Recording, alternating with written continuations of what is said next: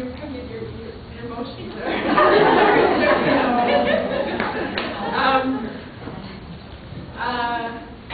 Yeah.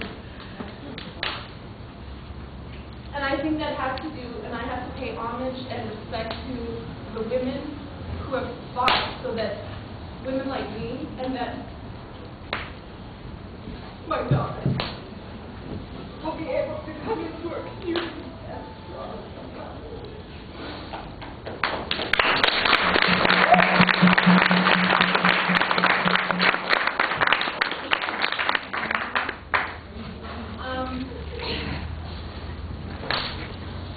And at this conference, I just addressed some of the barriers that are still facing us in post-secondary, or for our students to say.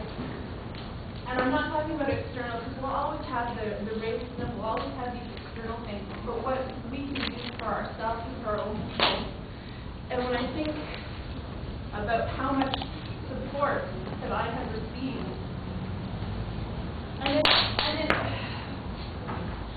I think we're still at a time when any Indigenous student is going through, especially post-secondary, that they're doing it primarily on their own. They may not have the sort of spiritual, the support from their home. You know, many people don't understand when if I'm dealing with some sort of coursework issue or some of these issues that, we discuss perhaps in the law school or different levels of internationalism. And it's difficult because we go to school with people who sit down at the dinner table and their parents are lawyers and judges and doctors and whoever they might be, and they speak about these issues and they raise their children to have very strong work ethic and to be knowledgeable about these things.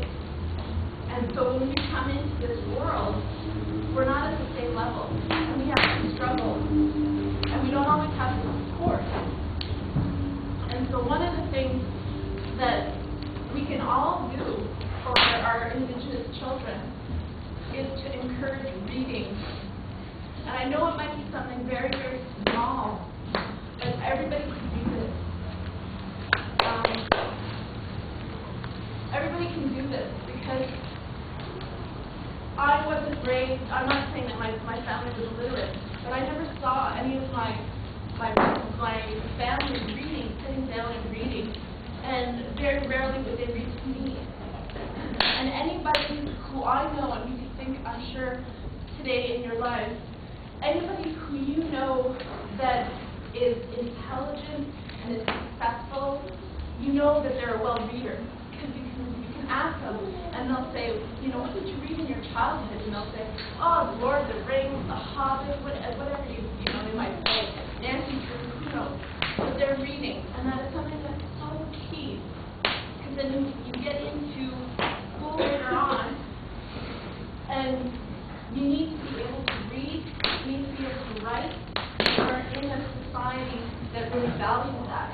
And we need to be able to find for our own selves a means of expressing who we are, our oral traditions, what I'm doing today. How do we bring that into the literature that's either that we are writing ourselves or that we can find perhaps on the internet or in our own magazines or papers?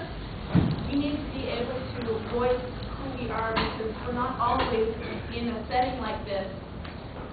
So if I can say anything, is read.